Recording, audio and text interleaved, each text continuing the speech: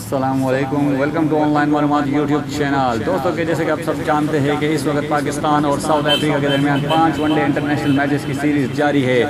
جس میں سے اب تک 2 میچز ہو چکے ہیں، ایک پاکستان نے جبکہ ایک ساؤتھ افریقہ نے جیتا ہے۔ دوسرے ون ڈے انٹرنیشنل میں ایک انتہائی ناخوشگوار واقعہ پیش آیا، جس میں سرفراز احمد نے ساؤتھ افریقن بیٹسمین کو انتہائی نازیبا الفاظ کہے، جس کے بعد سرفراز احمد کو کرکٹ دنیا کے شائقین نے انتہائی شدید تنقید کا نشانہ بنایا۔ جواب میں ساؤتھ افریقن سٹار نے پریس کانفرنس کرتے ہوئے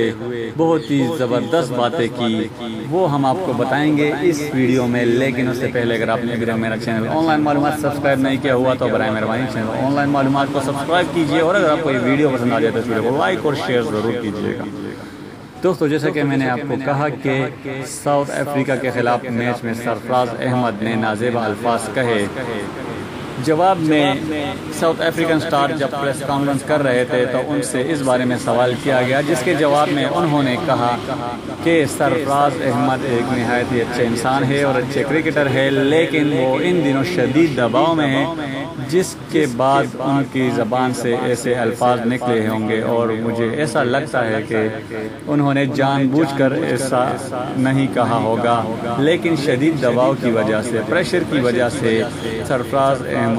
ایسا کچھ کہہ بیٹھے جو انہیں نہیں کہنا چاہیے تھا۔ دوستو، سرفراز احمد کو ساؤتھ افریقن سٹار نے جواب تو دے دیا، لیکن بہت ہی زبردست بات انہوں نے کہی کہ